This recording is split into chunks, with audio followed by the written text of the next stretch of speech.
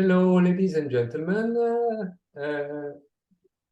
You are welcome all on Ballet International. Today we have a very special guest. When I say very, it's really very important guest. I will tell you right away why. Her name is Patsy Dunn, and I had the great honor and the great chance to meet her while I was dancing, and she was dancing also with PACT Ballet, the Performing Art Council of Transvaal in South Africa, at the State Theatre of Pretoria. That was, I think, around 1981.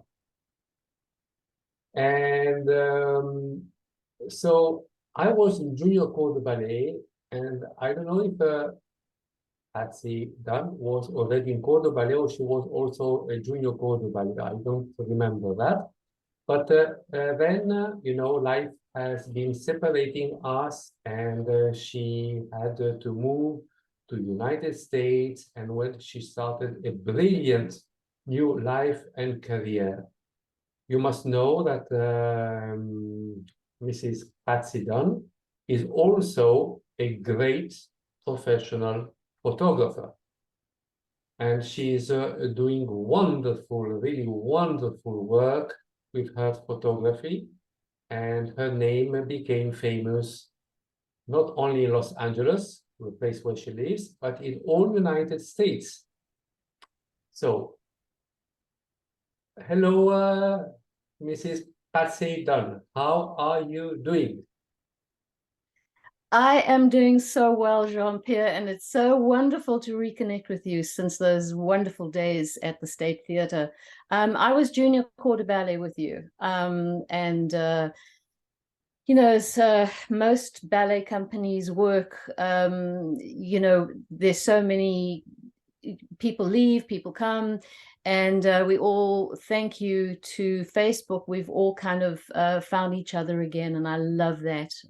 It's just incredible to relive these memories every day on Facebook through, you know, of the experiences back then.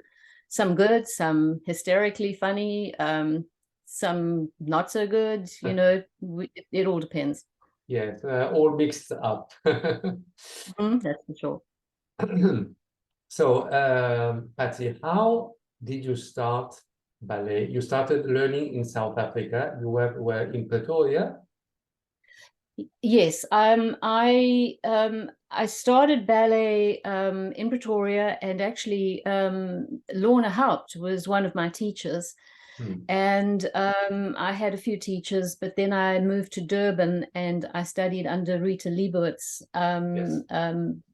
And that was kind of where a lot of us girls got our other start. Juanita Yazbek, for example, was I studied with her, and of course she was a wonderful dancer in Cape Town with K-Pab those days.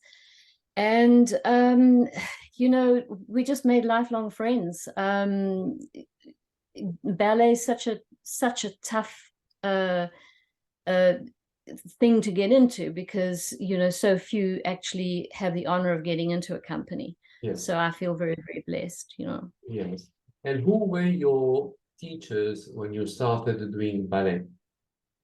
Gosh, you know, I actually can't remember. When I was really, really small, I was in boarding school in Johannesburg when I was in kindergarten, all through to the age of like 8 or 10. And I do remember sort of teachers coming in and teaching us kids, because we were all the products of broken homes.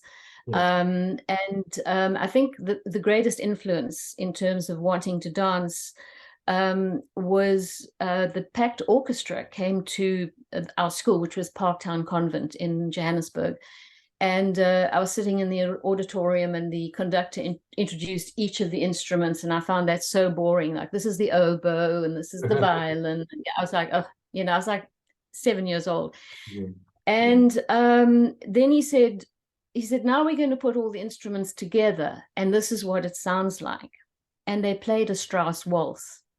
Oh. And my soul lit up on fire. I sat there like not knowing what to do with my emotions because it was so beautiful. And of course also, you remember this, the PACT dancers used to go to all the schools.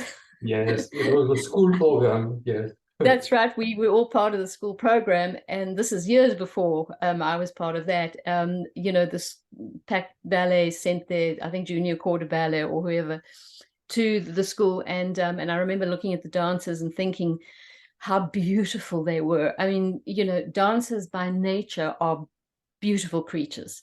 Yes. And then they are young because, you know, your body can only last so long. So most company dancers are in their 20s, you know, from Yes. teens to 20s. Yes. And that struck me as being an extremely beautiful and creative art form, Yes. even at that very young age. So Yes. I wanted to be part of that. So when I finally, you know, when my family life settled down enough, I was able to have some teachers, but I really don't remember my early teachers. There are vast parts of that time that I don't recall, maybe just as well. But yeah, but Lorna helped us the first I remember, and then followed by Rita Leibowitz. And what is your memory about Lorna Haupt? How do you remember you her? know, well, Lorna was extremely encouraging of my creativity. I remember even when I was, you know, before I even got into the company, she saw some of my photography, and she was astoundingly encouraging, and it kind of made me feel, I was a teenager by then. It kind of made me feel like I knew the ballet would not last forever, but I knew I had to have something else to go to. Yes. So I studied 1 year formal photography, and then I, like life, I reckoned I would learn the most by, you know, bumping my head and, you know, tripping over my own feet. Yeah, Lorna, I also do recall at a school, Lorna was teaching one of the company dancers, Sandra. Do you remember her? I can't remember her last name. She was a beautiful dancer. Sandra Bloch? Yes, Sandy Block. And it was a private lesson, and I was waiting for my private lesson. And you know, and Sandy took a first arabesque, you know, on Demi Point.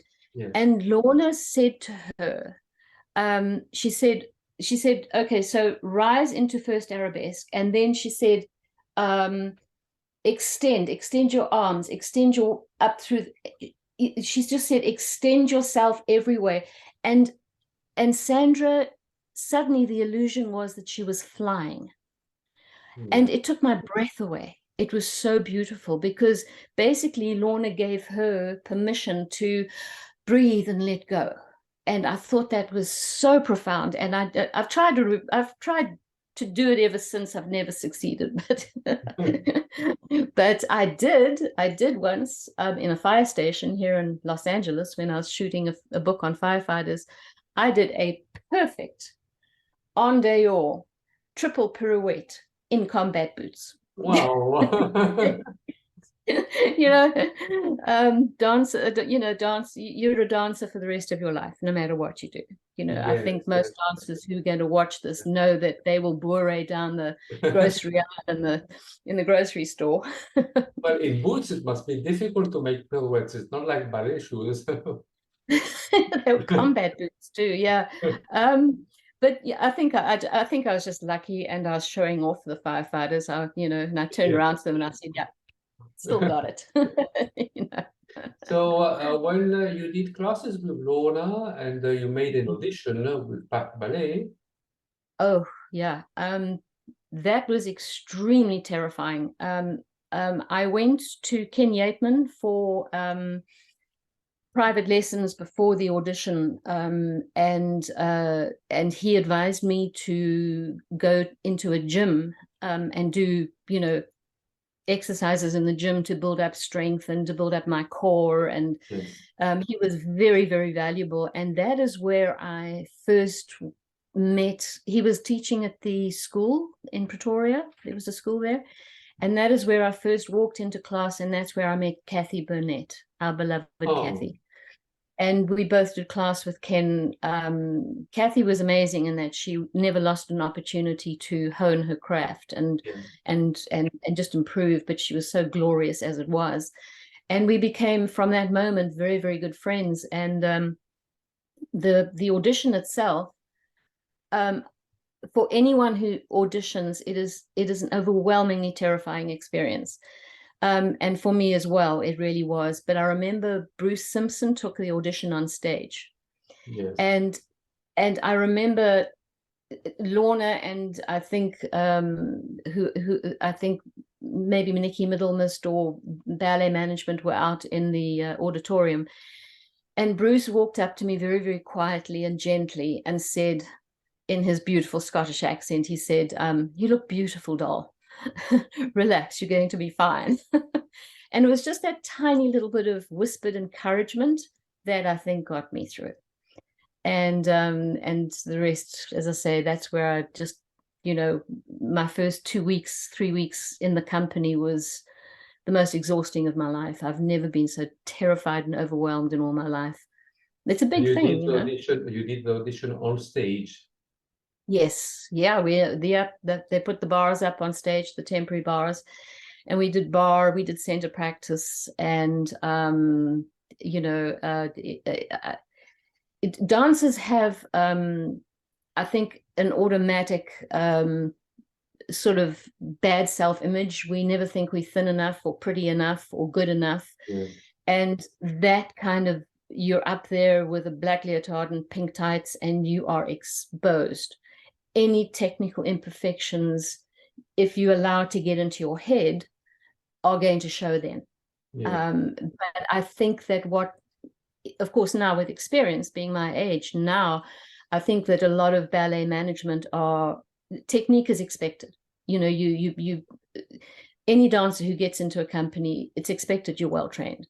Yeah. But I think what they were looking for was quality of movement. Yes. They were looking for a beautiful line. Yes. And I think maybe the potential for drama to be able to portray the different characters on stage. I think that's what they were looking for. So you made the class, the audition class, with a wonderful ballet master who was Bruce Simpson. He was exceptional. Bruce has a very, very special place in my heart.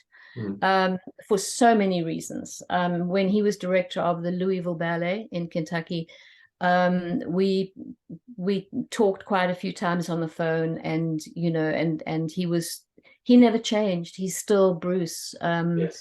Very gentle, loving, beautiful man. Yes. Then once you joined PACT Ballet, then I know who were your teachers, but can you tell to the Ballet International members who were the teachers of PACT Ballet? Because we had so many. We did. I remember, well, of course, one of my all-time favorite human beings on the planet is Ashley Killar. Wonderful man. He was very gentle, very understanding. I have to say in advance of this that I was not easy. I came from an extremely, I would say, conflicted and tortured family life. And I had a lot of just issues. David Poole and I mean, I was in UCT ballet school before that. And, David Poole and I clashed horribly, but I adored him. And I'm segueing, I know, to another story, but I remember one time in class, my black leotard and pink tights were in the wash. So I wore a pink all-in-one bodysuit, and he walked into class and he said, "I can't correct you if you're not in black leotard and pink tights." And I said, "You're not going to correct me?" Oh dear. And I stormed out of class as a student, mind you. And he found me in the Pig and Whistle in Cape Town and Rondebosch drinking a beer. Oh dear. But no, it was Ashley Killar, Bruce, of course, Jaime Rivera, Who else? Oh gosh, Nicola Middlemist. Nicola Nikki Middlemist. Minist, yes. Who else? My gosh, amazing teachers. But what shocked me at first was, when you come out of your own ballet school or your own teacher's environment, you think you're the ninth wonder of the world. Yeah. You get into a ballet company, and then you have Ruth Katz standing in front of you with her legs up here and perfect alignment and that beautiful face, and you go, oh no. It's like, you have to crawl away into a corner. And then there was Diane Finch with that jump. Yeah. She was incredible. I mean, I have a memory of her in class at the in that huge studio. She took a jeté, and she jetéed literally out of the classroom into the hallway, and she just kept going. It was like, Air Finch, welcome, hope you had a good flight. She was incredible, and her sense of comic timing was amazing as well, And I was also very in awe of Leanne Lurie. Her beauty on stage, her physical beauty, and I mean, I could go on about so many of the dancers. Kathy, I mean, we can all talk about Kathy Burnett, God rest her soul. But yeah, the teachers were, I started to realize that it was up to me to take whatever they said and apply it. Yes. And to watch the other dancers, especially the principals and the senior soloists, and try and figure out what they were doing right. Yes. But what I didn't understand was company politics. Yes. Which I think can make or break a dancer. Yes. And I think getting over the fear, I do remember when Margaret Barbieri, I think, was our guest artist for Giselle. Yes. And I remember before that saying to Kathy, like, I don't know how, when I'm standing in the wings, and I was nobody. I was like a tree stump in the back row. I mean, really, I was nothing special. But still the nerves, and Margaret Barbieri was standing next to me in Giselle, and she was ready, waiting for her cue. And she grabbed my hand, and her hand was sweating. It was ice cold with sweat, and she was shaking.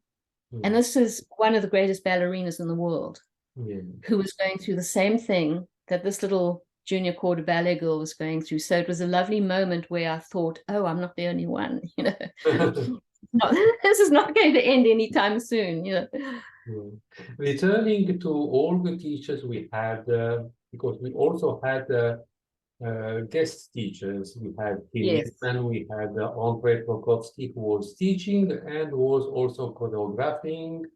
Oh, yes. We had Edgardo Hartley, who was teaching. Oh.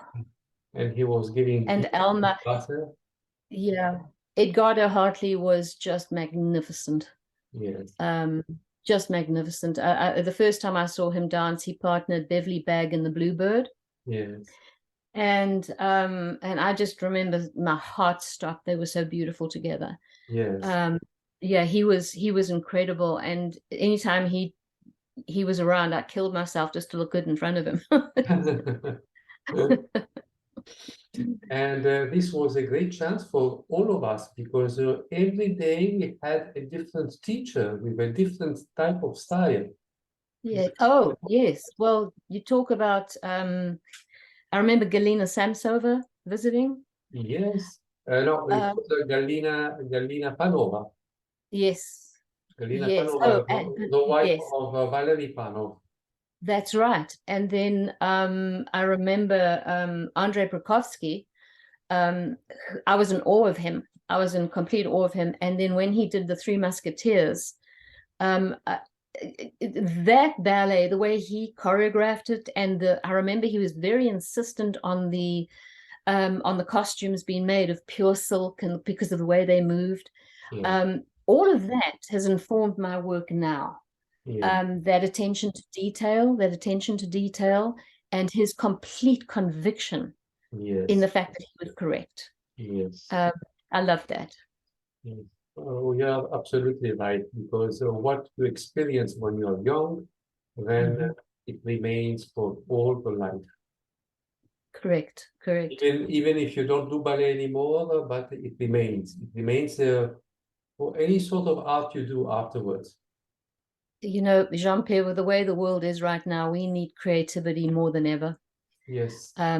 It's the one thing that will sustain the world. And I think that it's when I'm working and when I'm photographing people now, all of that training comes into what I'm doing now. When you're on stage, the lighting was, you know, some magical moments. Just, you know, I often say to, you know, movie stars still need to be directed, let's put it this way. So if you're shooting a beauty shot with, which I do often, and so does my husband, with an actor or an actress, the first thing people do is like you know, it's a natural thing to go like that. So the thing is bring them forward, and then they're all hunched, and I say drop your shoulder. Yes. And it immediately changes the way a picture looks, you know. Sorry, I just dropped something. Sorry, that's me, specs, you know, age. So, you know, I think that looking back on all those early influences, I think we all now at our age have a responsibility to pass the torch. Yes. And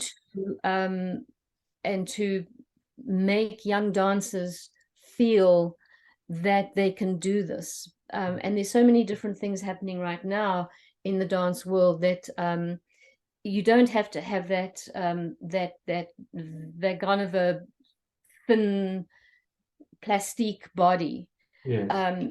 You know, adult ballet club, people are starting adult ballet very late in life now, and it doesn't matter what shape you are. It's giving people a lot of joy. Yes. You know, and I have to just because Kathy just bumped into my head again. She showed me a picture once of you and her. You were partnering her. Kathy Burnett. I don't remember, during graduation ball maybe, but I don't remember. You don't? Which ballet? It was you, and she said how much she enjoyed, because you're tall, and she felt that, you know, there was a lovely, you know, like Rudolph Nureyev and Margot Fonteyn, their lines were always perfectly together. So, but she had that photograph, and I'd love to know what happened to it. But she showed me that. You know, in case you may have this photograph, it will be gold for me, because it's so precious. And the photographer and Kathy Burnett, because I really was in fond of Kathy Burnett. She was for me, she was a special star. She was again, you know, I think there's not a person on this earth who didn't adore her. She was graceful, she was gentle, she was a lady. And I once asked her, you know, why she never auditioned, for example, the New York City Ballet. That's, you know, and would you believe she said to me she didn't have the confidence? I found that amazing, because she was so stunning, and, you know, I will tell you something maybe you are not aware of. When I first joined the PACT Ballet, the first ballet I made was the role of the Duke of Verona, you know, Romeo and Juliet. That was at the Civic Theatre. Then afterwards, we started working on the graduation ball. I don't know if you remember, because the music is so beautiful. Gorgeous, yeah. And, you know, we have in the graduation ball, there is a dance without the cadet, and all the girls who must dance with the cadet. And so Kathy Burnett was my partner in this dance. So that might be where the photo comes from. Yes, and so we were doing the rehearsals, and everything was fine. The day of the performance, when I went to my dressing room, I find she knew where was my place, and she left a little note, you know, saying, Chukas Jean-Pierre, a lot of luck for tonight for the graduation ball. So I was Oh. very, very happy about this paper. Then I went on stage and we started dancing the graduation ball. And you know how is you when you invite your partner to dance on stage, you know, there's a lot of mime to do and everything. Mm. So Kathy Burnett, she approached to me and I was standing and she gave me a kiss, but I wasn't expecting that kiss.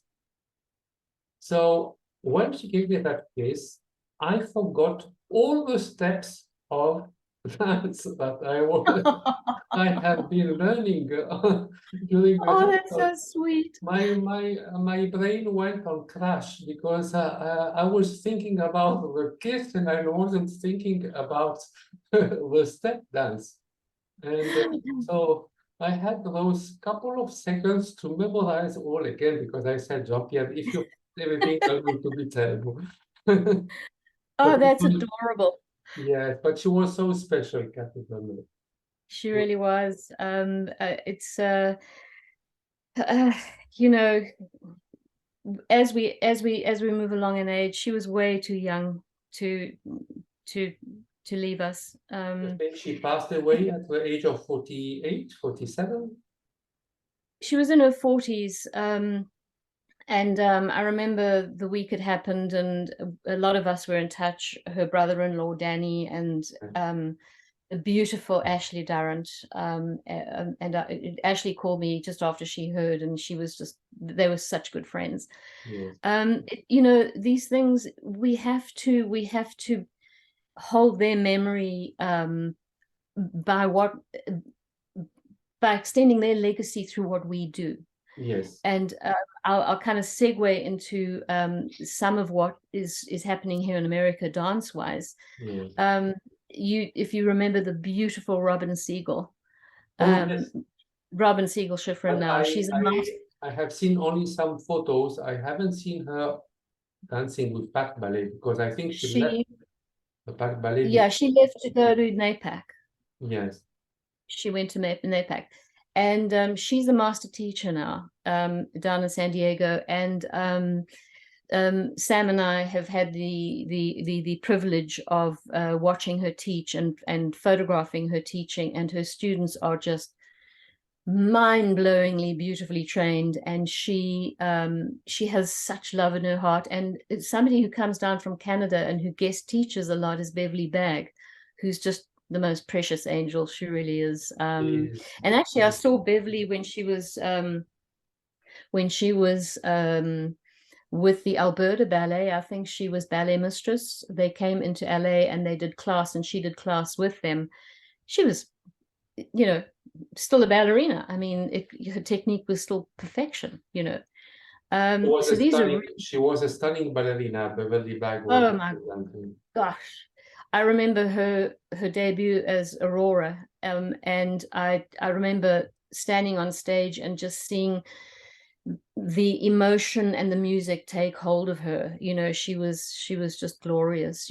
But Cape Town as well. Cape Town had some amazing dancers. I mean, okay, Phyllis Spira was another Kathy to me. She was kind and sweet and gentle, and of course the dashing Philip Boyd, very, very handsome.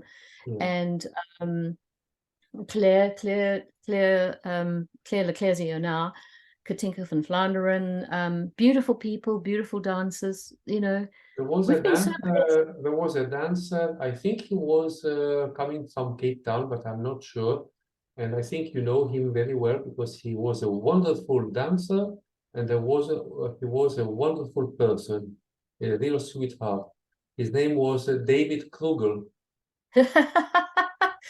Oh my goodness, David and I met David at UCT Ballet School, along with our beloved late Chris Kinder, Kippy.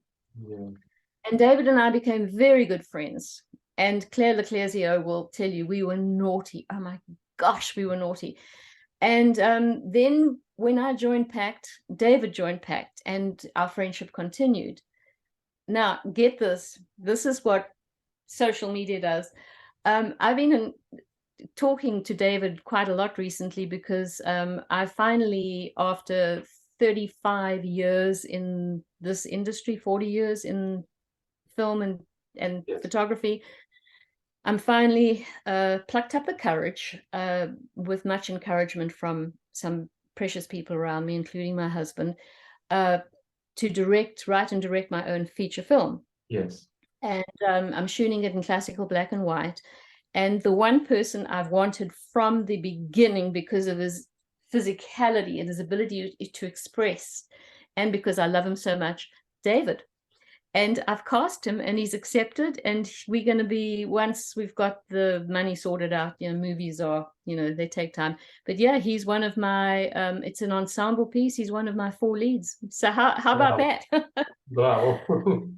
Yeah, that's like full circle, Yeah, he's wonderful. His physicality, and so gentle and sweet.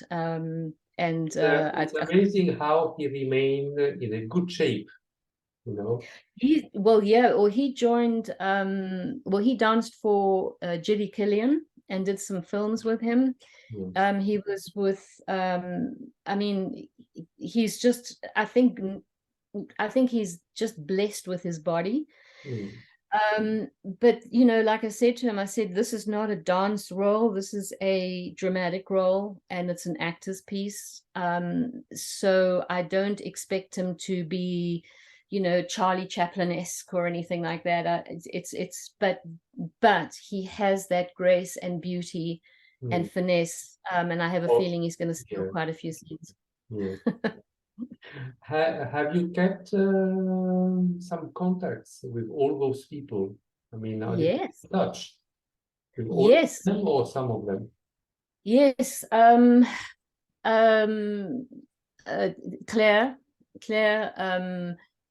Katinka, let me think, David, obviously. I spoke to him yesterday, actually. Who else? Oh my gosh, Leanne Lurie, of course.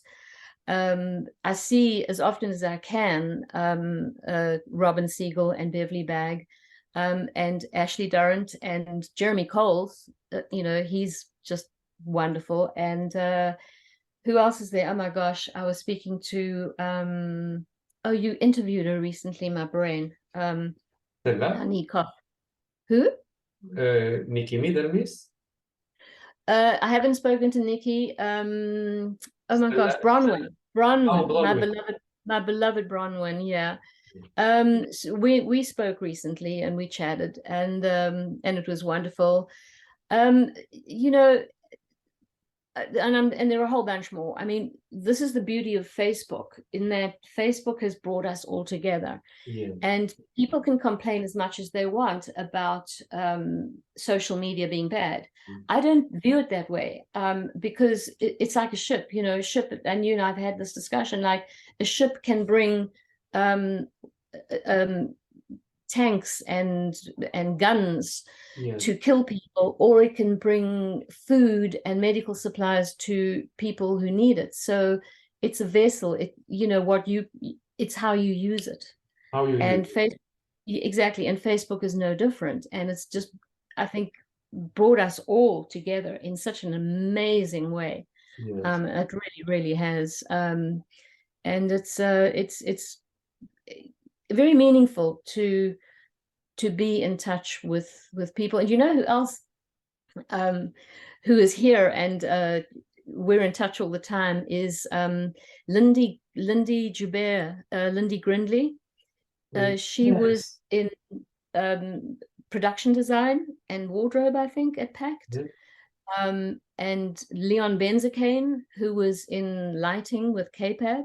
Yeah. So, we met over here, and it was so funny. I said to him, we were shooting, it was a film, I think, a movie, and and he said he was lighting in Cape Town. And I turned and I said, do you know how many times you must have lit me when we stood on stage for photo calls? And lighting calls and you know, so you know you meet up later in life. It's a lot of fun. Do you remember those moments when we moved? Well, we were already at the State Theatre, and we were rehearsing the Three Musketeers of André Prokofsky, and the air conditioning machines were not working in the ballet studio. Do you remember that period? I remember Sandy Bloch just soaking wet.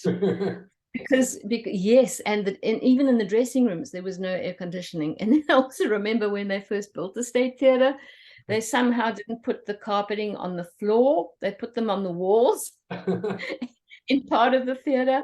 I mean, you know, it was just, oh my gosh, yeah. And then of course the one person who honestly meant the world to me was our beloved Bob Martin, the photographer, the PACT photographer. He was a wonderful, yes. He's in Cape Town, I think, now. He's in Villiersdorp, and he's in his 90s, and he's still in touch with the world, and he's still crazy handsome and a gentleman. And I think he captured many ballerinas' hearts. I know that he just treated everyone with such love and respect, and he was a huge influence. He actually and she sadly passed away recently, Nan Melville. Yeah. He was a big influence on her, and Nikki Middlemist as well was his assistant. She's in Australia. You know, we're all so intertwined, you know. And I do know that from and the one thing that I know that you wanted to talk about, and I think it's really important, because I'm hoping it'll help some dancers or some young dancers and their parents and their teachers, is the importance of good dance photography. Yes. You know, over here there's so many opportunities for these youngsters to audition for Youth America Grand Prix, for summer intensives, and they all have to submit, you know, photographs, as we all did, to accompany, you know, first arabesque, on point, and second position. I see so many problems with people who don't understand how to photograph dancers. You have to, I should write a book about this. It's like how to make their legs look longer. There's a point at which if you shoot above them, that you're going to make their legs look, their supporting leg look shorter. Yes. You know, shooting slightly below so their legs look longer.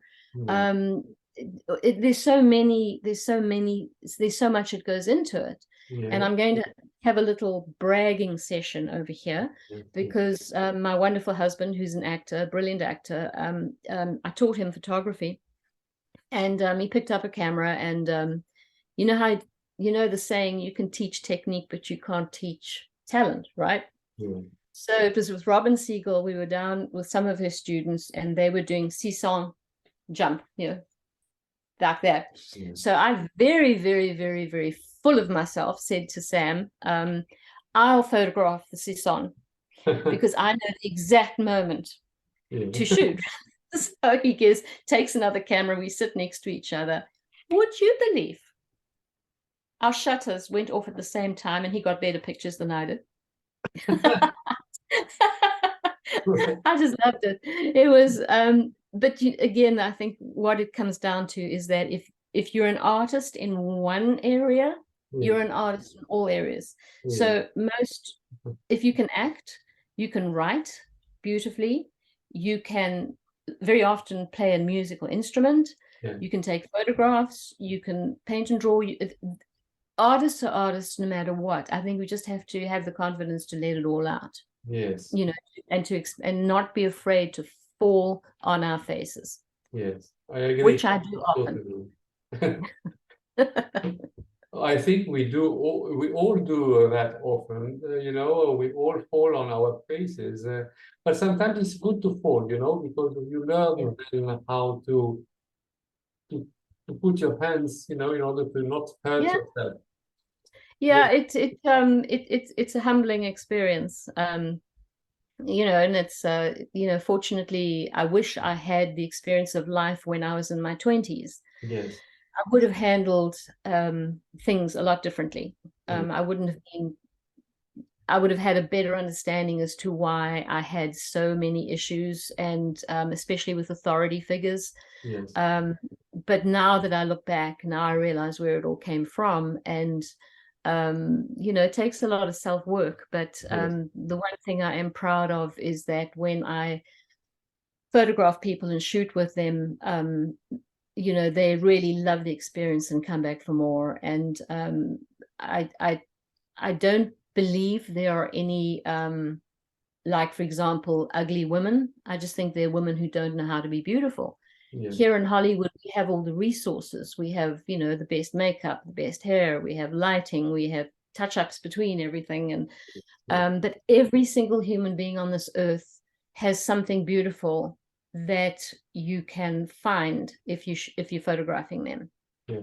And I like people to walk away just feeling a little bit better about themselves, if not a lot better about themselves, because I think we all deserve to have a good picture of ourselves at least once in our life. And while I've had my work on billboards and magazine covers, my favorite moments as a photographer is when I walk into a friend's house or somebody's home and I see my photographs stuck on the refrigerator. Because there's humanity behind it. It means that I touched something in them, and I really, really enjoy that, so. Well, when you take a photograph, you capture half of a second of a person life. Exactly. So that photograph is very precious, because you can't return backwards. You can't return the arrows of the clock backwards again. Yeah, I could not agree more. And people, I've got a cell phone that I'm shooting a lot of film on, 8K video film, and video, and it's like, I'm sure the local cops in our neighborhood think I'm some crazy person, because I'm always like in the rose bushes photographing roses, and they go, "There's the crazy lady," But the thing is, I always maintain that we like this moment in time with you and I. This is an opportunity to connect. Yes. Who knows? You never know if you can come back to this time again. Yes. So make the most of what you have in front of you. Last night, because we were expecting rain, and it's a blood moon tonight, so I was outside filming the moon, because I might never get to see the blood moon again. It's just, we must take advantage of all of this while we can, and never lose an opportunity to You must take advantage of the present. Absolutely. But I will say that I'm very, very, very proud and blessed, because all my friends, and pretty much all my friends, besides my friends from my school days, who I'm still friendly with, all my friends have wonderful, wonderful character traits, and that is, they all are fierce defenders of the environment. They all love animals. They're all tender, loving people, and I think there's no greater gift than being surrounded by people who make you want to be better. So, do you still remember Maureen Ann Rogers? Well, she was the choreologist. Yes, she was a choreologist. Yes. Yes. How is she? How is she? She was a sweetheart. I think after PACT, she moved to Cape Town, and then after Cape Town, she moved again to Johannesburg. And then from Johannesburg, she moved to Durban, and I think she is, or Port Elizabeth, I'm not sure. She is one of those two cities. Right. But we are still in contact, and she regrets very much the beautiful times of PACT Ballet. PACT Ballet Company was, even by today's standards, in my opinion, world class. Yes. It was a world class company, and any of those dances or performances would hold up today. Yes. They were artists. They didn't, I'm very over the overextensions and the shortcuts that dancers take today, but our dancers were magnificent. They were just magnificent. Oh, well, not all dancers can have an open back like the dancers of today, or the développé à la seconde with foot touching the roof. Yes. But there is no need to do all this. I mean, if you can do it, okay. But it's also nice to see a beautiful line without 360 degrees or 180 degrees.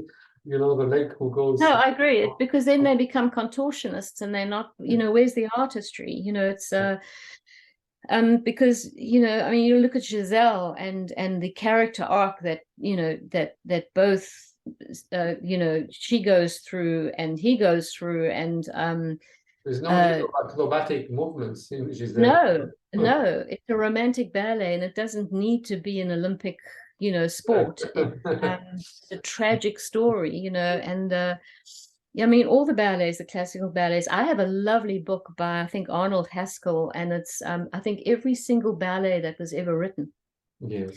And actually, I refer to it often just for stories for film, because the classical ballet had everything that modern film requires in terms of story and characters.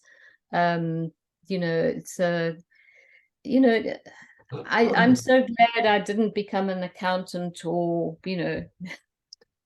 I was lucky in that also I transitioned into something else that I love. Do you know that Ashley Killer, the choreographer of PACT, next month is going to publish a new book about John Granco? Yes, I saw that on Facebook. Yeah, I'm putting my order in. I'll tell you really, that. There are 1,000 of people who are waiting for this publishing, because it's going to be an amazing work he's doing. And it took him about more than a year, maybe more and more, to write all this, And with all his experience he had in the past, you can imagine how his book is going to look like. Wonderful. He's such an intelligent man, and he's emotionally intelligent. I adore him, and Jane. I adore them both. It's again, he's turned his ballet life into now being an author. Yes. And I'd love to see him do more books. Yes. I think it's going to be very well received. I really do. Patsy, how many months or how did you work for PACT Ballet? I can't remember. It wasn't long. It wasn't long. You say about 1 year, 2? No, longer. I think longer. I know I did a few seasons with them, but I left. What happened with me was I got what they call glandular fever at the time. Yes. And I went for tests, and by the time I got back to the opera house from the specialists, the doctor specialists, they told PACT not to allow me to point a toe because it would be bad for my heart. And at the same time, then I kind of I went back to a little flat and sunny side in Pretoria, and I had a pain in my side that wouldn't go away. And it turned out that it was appendicitis, and my appendix pretty much almost burst on the operating table when they took that out. It all took a huge toll on me. Yes. And but besides that as well, and I've said this forever, and I'm always the first on Facebook and social media to preach this. My darling brother suffered terribly from depression and bipolar, and I was dealing with that situation as well. You know, I think a lot of dancers deal with depression, and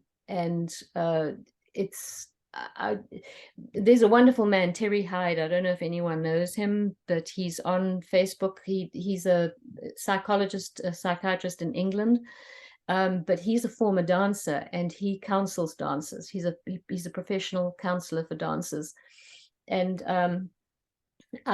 you know, we go back and forth every now and then, and he's any dancer who is having issues about anything, audition failures, being rejected, feelings of not being worthy enough, anything like that. The transition from being a professional dancer into this terrifying corporate world, or what next? Do I teach? Do I coach? Do I, you know, sit on the beach and, you know, whatever I do?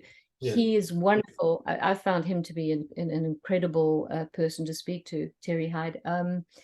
But I think we all need, and that's the one thing I have discovered with all these beautiful people from South African ballet, and that is there's a deep love between all of them, and just to have their love and support through social media, I think it's one of the most beautiful gifts any of us can receive. I love every single one. I mean, there's Beverly Hands. I mean, so many incredible people who we still haven't mentioned, and we would take another 3 hours to mention everyone who you know meant something. But yeah, I'm just so I'm so glad you mentioned David Krul, because that's that's going to be a fun experience. So after South Africa, then you decided to move to United States, or you went into other countries? No, I left PACT and I worked for a short time in corporate, which I still have friends in that area. But I opened my own photographic studio in Rocky Street, Johannesburg, Yeovil. Yes. Which, for anyone who doesn't know, that it's kind of like the Notting Hill Road of London. Yes. I left South Africa with one suitcase and never returned for a lot of reasons. The one was money, obviously, and the other was I desperately needed to repot myself creatively. I knew that I'd reached a pinnacle in South Africa the day I left for the airport. I saw my work on billboards and, you know, point of sale in stores. My work was everywhere, and I was like, I needed to leave. I needed to grow creatively, and I kind of figured, well, in America, I'll either fail miserably or push through. And I got very lucky. I met my husband, who's been my greatest support. And the rest is history. I got off the plane in New York. It was freezing. It was March, and I was going to stay in New York, but then I realized I heard LA was warmer. So I caught a Greyhound bus across country, which was an interesting experience. And I stayed. I also left because of family politics, and which still haunts me to this day. And you know, you love your family, you love your parents. You know, they say that when a baby is born, parents are primed by nature to love their child unconditionally, but it works the other way around too. Children are primed to love their parents unconditionally. So, you know, but I came here, and America has been very, very good to me. We have problems, of course, like any country, but Americans have given me permission to be everything and more than I could ever wish for creatively. There's no you can't do it. You know, it's like, yes, do it. There are So no obstacles. There are no obstacles.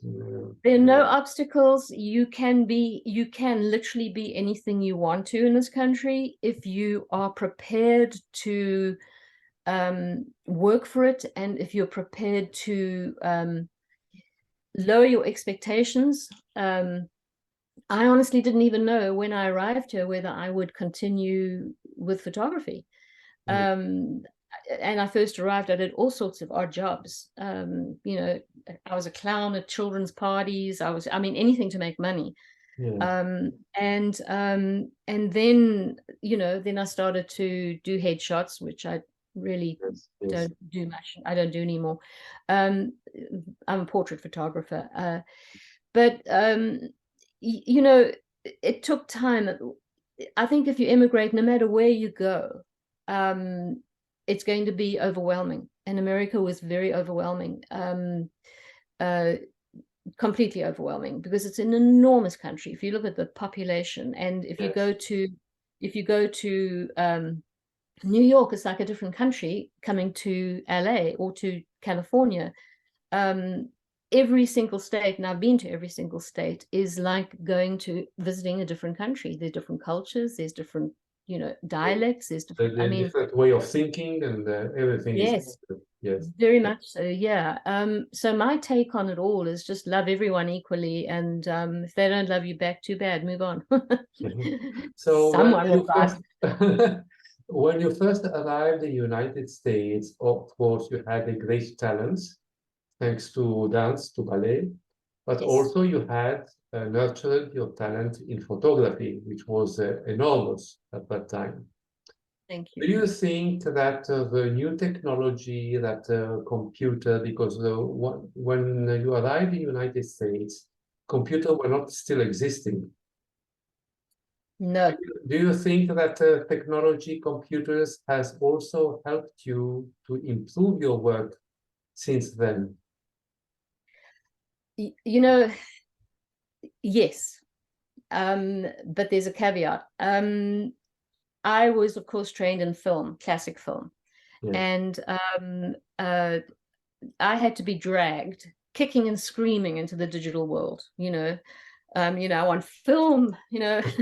And then my husband bought me this beautiful, huge computer system for editing film, and it had these enormous monitors, and you know, it was, I was so overwhelmed. I would walk into the office, look at it and go, oh, that's beautiful, and then walk out again. I was so afraid of it. And then friends of mine kind of gently taught me that it wasn't something to be afraid of.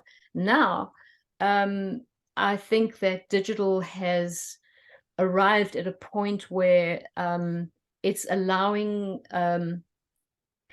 filmmakers, somebody who wants to make a movie, it's allowing them to make a movie cheaply, I guess, or without a huge financing.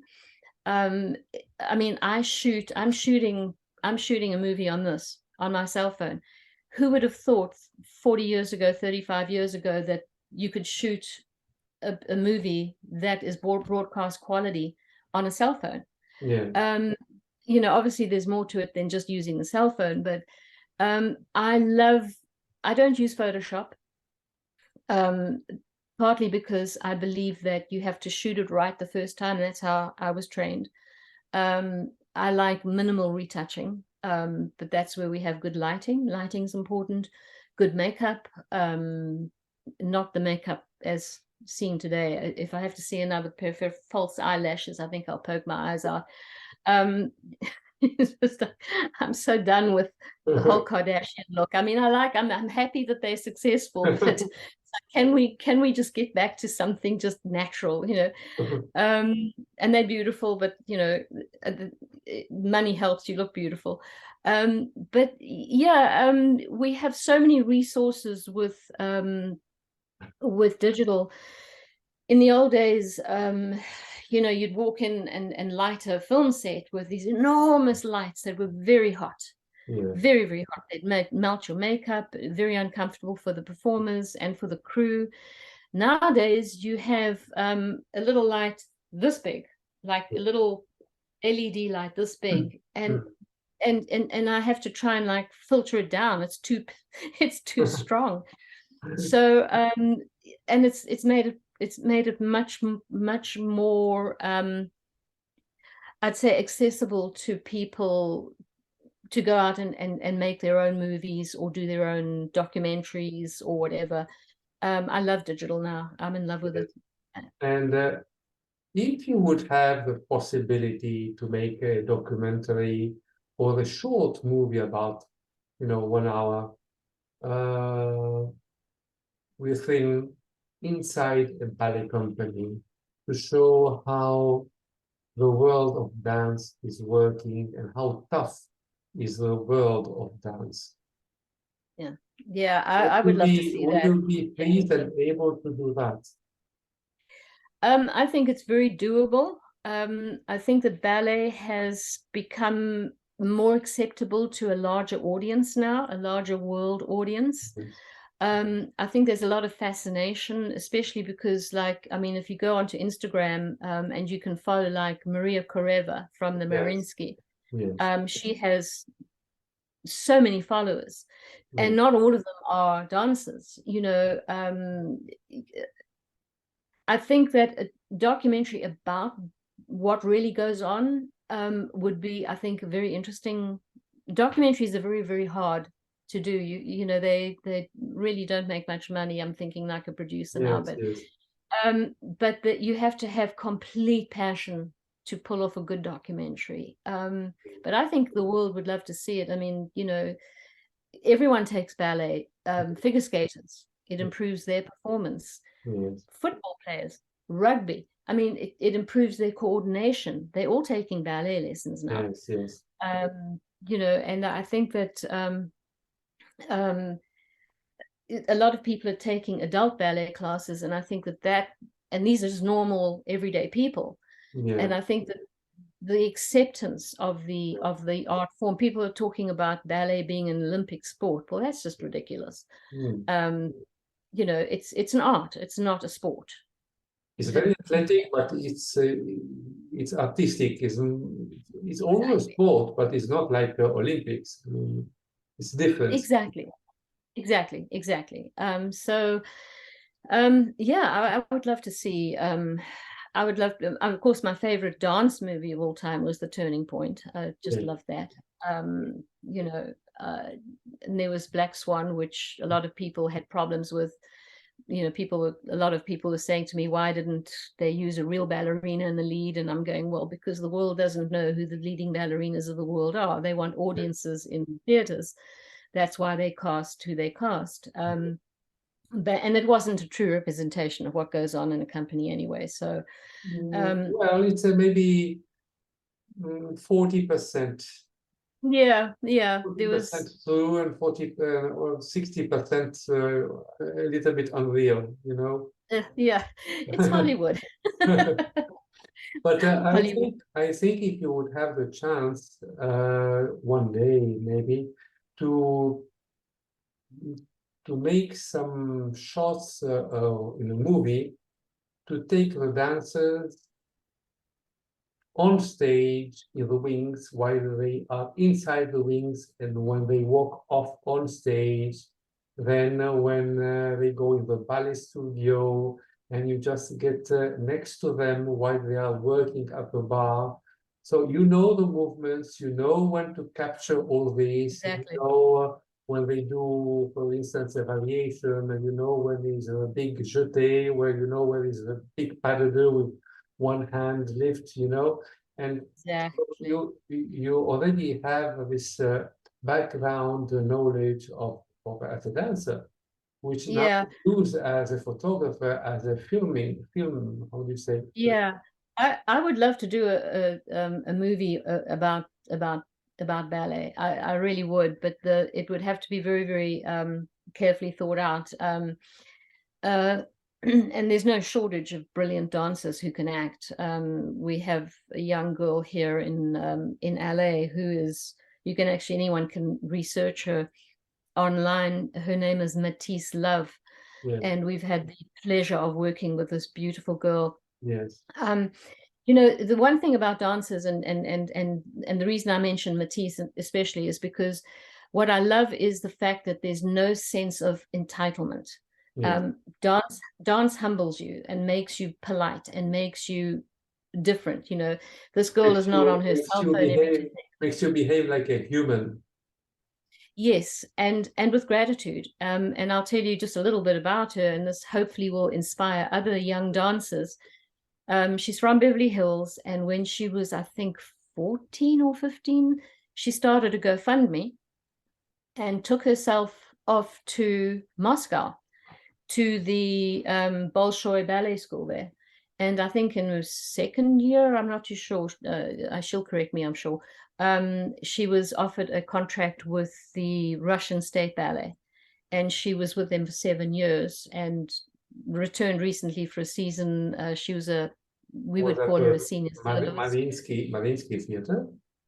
No. Mariinsky's in St. Petersburg. Yes. Yeah, and this company is in Moscow. I think it's like you have the Bolshoi, which of course is the Bolshoi. Probably you're talking about Mihailovsky Theatre then. Probably, yeah. But this is the Russian State Ballet. She was in our world, in South Africa, she would have been I guess a senior soloist, and she was on her way to the top. And she arrived back in Russia, and then the State Department here said, Americans get out, and that's when the Ukraine war happened. Yes, so she's back here now, and she's starting to do movies. She's exquisite. She looks like, I mean, she's like a reincarnation of Anna Pavlova. But what I love about her and is firstly her courage at that young age to start a GoFundMe and take herself off, not speaking a word of the language. Now she's fluent in Russian, of course. But you know, when we were working with her, I would give her a slight correction, like she did an arabesque on point, just a simple, you know, and she was perfect. But I said to her, just either releve into it or step into it, and just, if you fall over, it doesn't matter, we'll catch you, we'll catch the moment. I'll send you the picture. She is so gorgeous. But she looks at you, nods, takes the correction and applies it. And she's gracious and sweet and not entitled at all. And you know, you get a lot of entitlement in this town. Yes.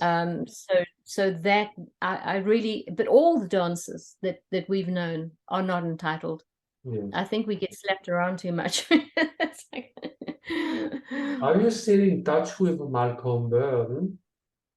No, sadly. He married Jasmine. Do you remember Jasmine Grace? Yes, yes. She was dancing in ballet also, yes. Yeah, she was gorgeous. They got married. I know they're somewhere in America. I think he's just retired. I'm not too sure, but he was a sweetie. I think he was working as a ballet master for Richmond Ballet. Oh, you're correct. Yes. Yes. Lovely man. Lovely. Beautiful lines. He was a lovely dancer. Beautiful. Beautiful. Those lines. Oh my God. Gorgeous. Yeah. Also, Jasmine was dancing wonderfully. Oh, well, she just looked like a supermodel as well. Yeah. You know, the dances are beautiful. So what can I say? You know. Yes. Yes. So all of the people that we have named that you are still in contact with, it would be a very wise idea if you send them the link of your interview in order that they may have an idea. Because there are people that we have talked about today, like Leanne Lurie, Jerry Nichols, Ashley, many others. There's so many more, and so many more. Many more that I would love to make an interview with them. Because what is nice in these interviews, even if I ask always the same questions to everyone, each one is giving a different picture of his own life. That's right. Yeah, we all experience things. You have seen PACT ballet with your own eyes. seen PACT Ballet with my own eyes, but in a different corner, with different people. We have been suffering and crying and battling and working so hard in each one with our own style and our, we were doing progress, but slowly. So this is why I think the interviews are very interesting to show to the world and to the Ballet International Group how dancers, they really live at the full their experience when they were dancing, and maybe some of them now are teaching, and it's very important. Yeah. Have you ever been trying to teach? Oh no, no, I would probably ruin a lot of dancers. No, no, I don't wish to add to my list of distinguished failures in life. No, I never saw myself as teaching. If I hadn't have had photography, I might have coached. But the thing is, I'm going to again draw a comparison between ballet and film. And that is, I think the people who are best suited for coaching are so experienced as having had a stage career. Yes. I think that, I didn't regard myself as good enough to even think along lines like that. I leave it to the experts, which I was definitely not. And I, again, I was not, those lofty levels that a lot of dancers achieve, but ballet gave me such a strong discipline, foundation, creative foundation, a discipline. I mean, when I was shooting with firefighters, you're dealing on wildfires here. We burn every year. I'm going up canyons this steep with 60 pounds of equipment in triple-digit temperatures with young hotshot crews who are like 18 to 20 years old, and they've got all the energy in the world. And I won't do that anymore. But it gave me the discipline to just do it, because I was blessed to be there. I was blessed to be given the opportunity to work with these extraordinary people. But no, coaching, I leave to people who know what they're doing, people like Mayna Gilgood, who's just a genius, in my opinion. But I have taken ballet and everything it gave me, and it gave me Jean-Pierre, it gave me the world in terms of creativity. It is probably the greatest foundation I've ever had as a creative person.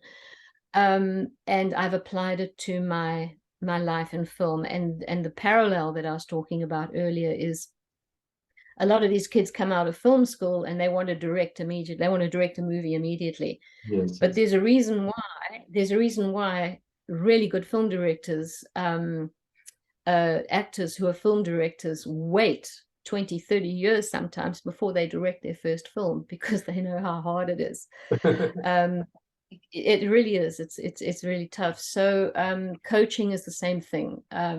You have to put yourself in the hands, if you're a student, in the hands of someone like Robin Siegel, somebody like, I think David Krugel should, I think he would be brilliant with, he should come out here and maybe do choreography for the competitions, these for the contemporary side of Youth America Grand Prix.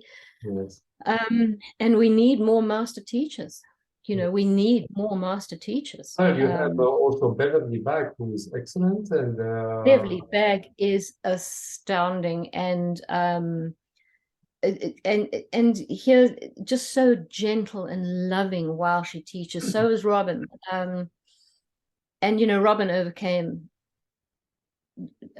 unbelievable circumstances with that traffic accident she had, and they told her she'd never have use of her hands again, or and you look at her now, and you look, even her body, the way she walks, the way she carries herself. I mean, she could get up and go on stage and people would believe she's, principal dancer right now.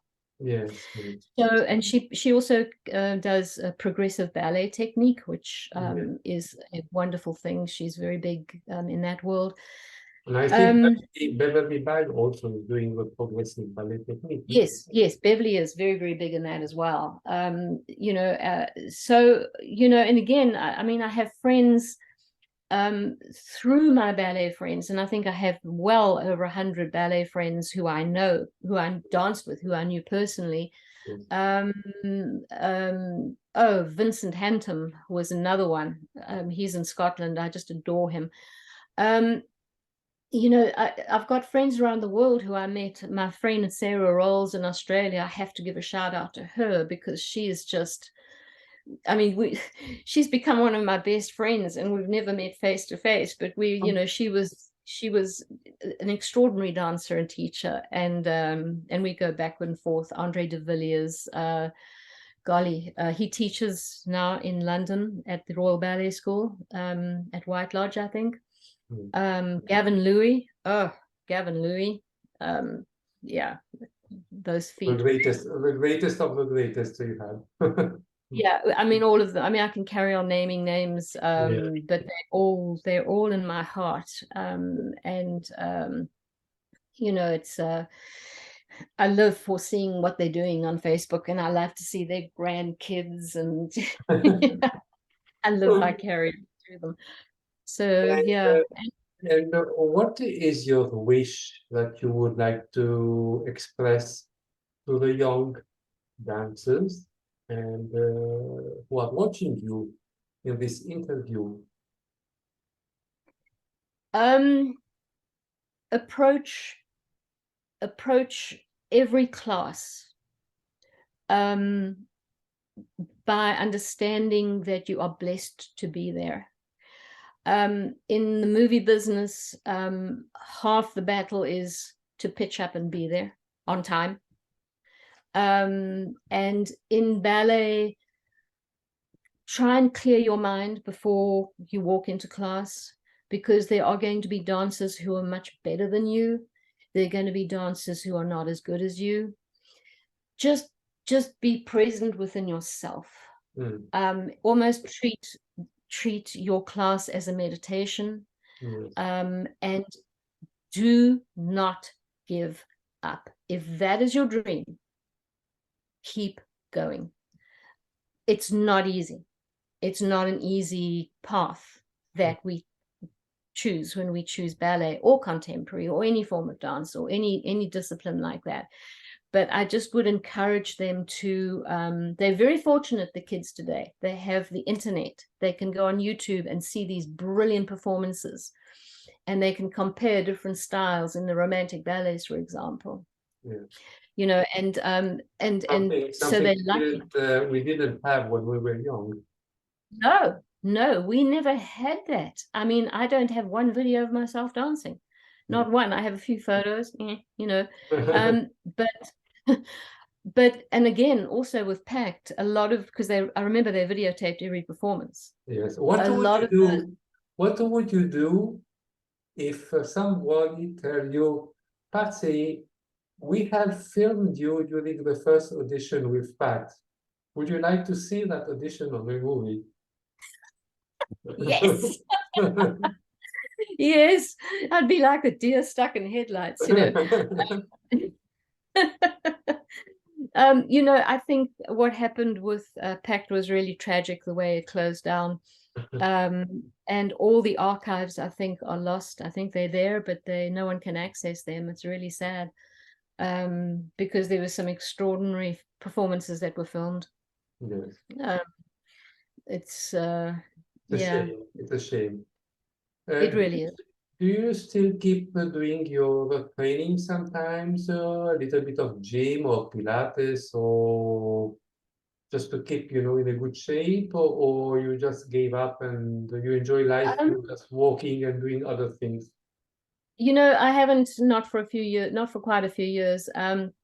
When I was about in my 40s, I think, every time, because my husband is from New York, we go to New York often, and I would go to a Broadway dance. Yes. And I would take intermediate ballet there, and that was always an amazing experience, because in New York it's so cultural. You throw a dart, you'll find a dance studio or a ballet like Capezio store or something. Yes. And also you go, you know, you pay your $20 or whatever it is, and you go into class, and you never know who's going to be in class. You can put your hand on the bar, and I'm pretty sure one class I was in, it was intermediate, so I don't know if it was him. I don't know what he was doing in there, but I'm pretty sure Daniil Simkin was in there, because at the end when the big jumps came, this guy was doing.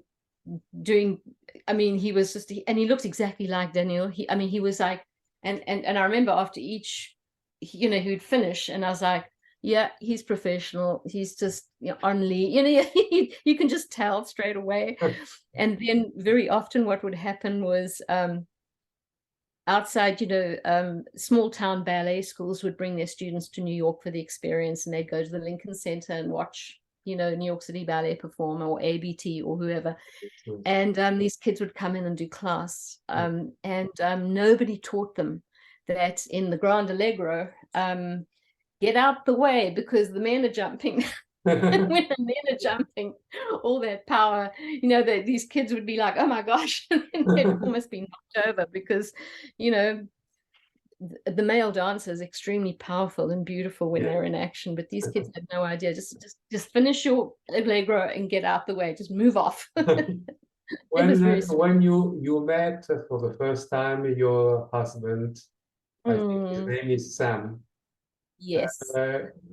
How did he react when you told him, I am a ballet dancer, I am a ballerina, and how was his reaction? Did he say, oh my goodness, I have a crazy woman in front of me, or just he reacted positively, and you know, because I don't think your husband knew what was ballet before. Oh no, he's firstly, he's a New Yorker, so he's really in touch with all of this. But the first thing, you have to understand one thing about him. He's a brilliant dramatic actor, but he has extremely brilliant improvisation skills. You know, and he turned and looked at me and he goes, well, I invented the deux patois. The deux patois. I mean, you know, and of course, we've been married well over 25 years, and you know, every morning he gets treated to, like, look at this ballerina, look at this one doing this variation, you know, on YouTube. So he knows more about ballet, I think, than I do right now. And so yeah, his claim to fame is that he invented the deux patois. Wherever he got that, that just came to him. But again, you know, like I told you before, you know, the Sisson jump, I taught him yes.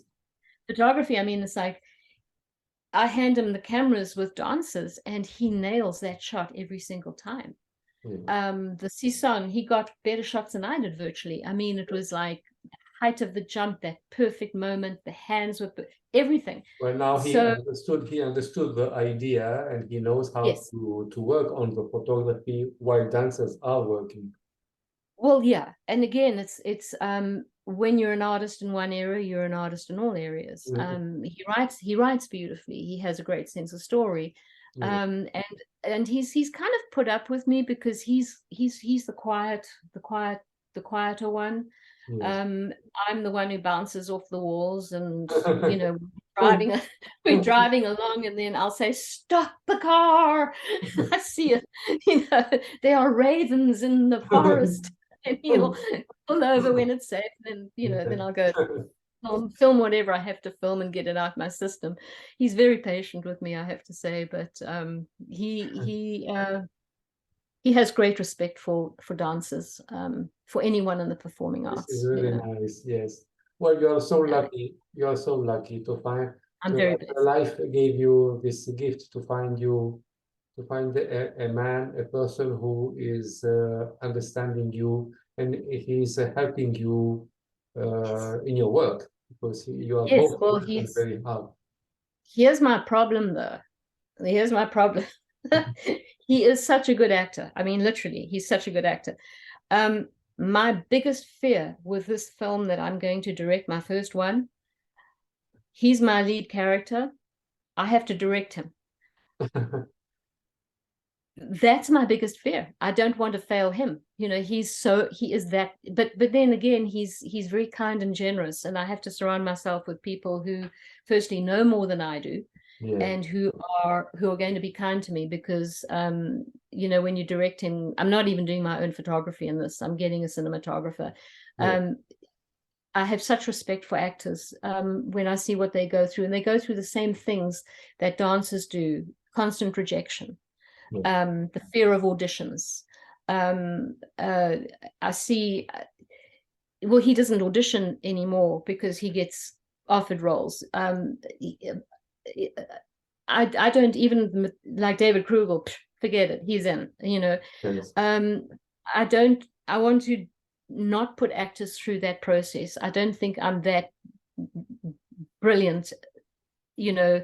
So I just want to talk to actors, just meet with them, find, you know, if you cast an actor the way you imagine the character to be, I think that's half the battle won. Yes, At least I hope so.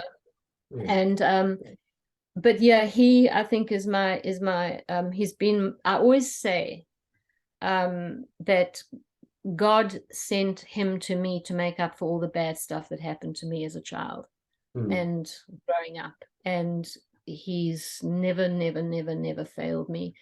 So I always thank my creator, because Sam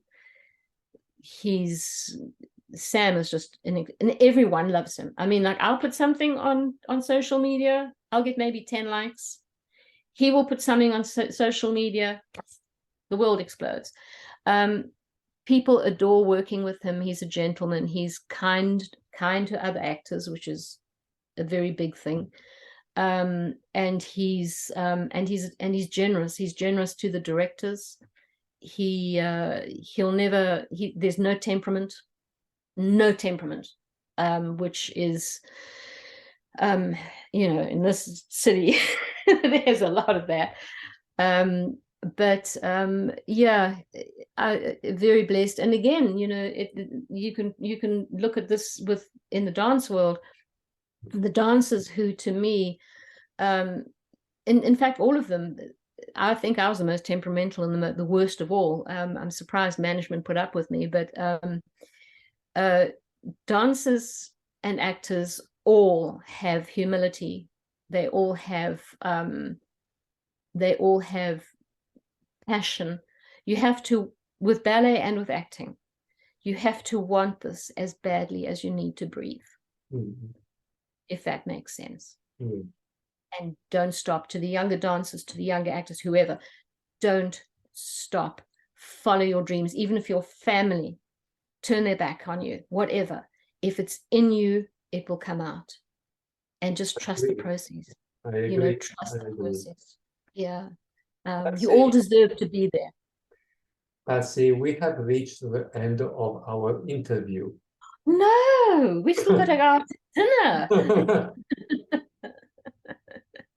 Well, when I come to Rome, I don't want to hold you further than that. But there is one thing that I would like you to say, not to me, but to the Ballet International members, because I think that the world today, culturally speaking, needs to be taught, needs to be guided, needs to be directed. Because, you know, with our modern society and our modern culture, and everything is based on finance, but the world is forgetting the beautiful things of the past, the culture, not only in ballet, but in painting, in drama, in opera, whatever. What is your wish that you wish to express to the Ballet International members who are listening to you, which is very important, because you are a great artist, Patsy. No, don't underestimate yourself. You are a great artist, and you still have 1,000 of things to do in art, and never stop doing them, because You are a very inspiring person, Oh, thank not you. only Thank you. for young people, but for many people who are next to you and also in other countries. So what is your wish that you wish to express? Firstly, I was very, very honored and surprised that you wanted me to do this, because I don't consider myself, that special in the ballet world. But having said that, I recognize and applaud you, Jean-Pierre, for starting number one Ballet International, and secondly for doing these interviews. And I see it extending, and we've had this talk, beyond even ballet into terms of acting, screenplays, script writing, anything and everything that is creative, costume design, lighting, all that kind of thing. I think that what you are doing is something that the world is so thirsty for, which is there's no comment or talk about politics or religion. It doesn't factor into this at all. What this is about the soul and the need to express creatively. And I applaud you for what you're doing. And I really do hope, and I'm going to definitely pester all the others, all my other friends to jump on board with you, because the world needs art. It sustains us. And I think it was at the end of World War II, when Warsaw was leveled. It was leveled. It was rubble. The first building, I'm willing to stand corrected, but I believe the first building in Poland, in Warsaw, that was built was the Opera House. And the reason for that is they knew that art heals. And that is how people could start to heal, was through art and creativity and performance. And I think the world is in a pretty shabby shape right now. And I think art, creativity, beauty, we need this. We need it. We need love. We need love. And just be kind. It doesn't take much to be kind. Just be kind. There's no need to be harsh or, Right. I just think that to everyone out there, but please, everyone, please join Jean-Pierre, because I think that this is going somewhere. And I think it's going places where I don't think even you know where it's going, but I think it's going to make a huge impact. And it needs to. We need you. Thank you very much. We all need each other. We all need each other, and we have to be united everywhere. It's about love. Yes. It's about love. I know very much the photo who is behind you. Is this your mother? Oh, this one? Yes. This is my beloved dad. He's my next project. I thought it was that is my dad. He was 21 years old, and it was just before he went to war in World War II, Battle of the Atlantic. And I'm busy researching and writing his story. But that's going to take like 5 years at least. But for now, I think the next year I'm going to be occupied with this film that I'm doing. And and I'm, there's just so much to say. I just hope that my creator allows me the time to say it all. That would be the greatest gift, and for Sam to share it with me, because he's just the most amazing human being on earth. I got lucky. What can I say? I'll tell you how I met him. I saw him in the pouring rain. I was in a car. I was driving down Santa Monica Boulevard with friends. We were going to the theater. It was pouring with rain, and I saw a man standing under a street lamp in the pouring rain.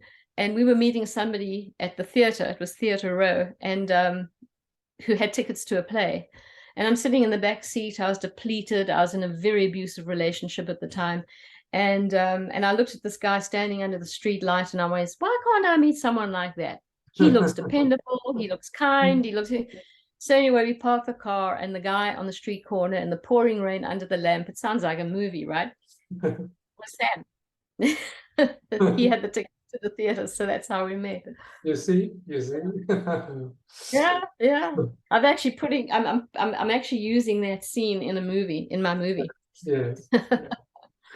So, I'm sure that either your father and your mother are very proud of you today, Patsy, because thank you.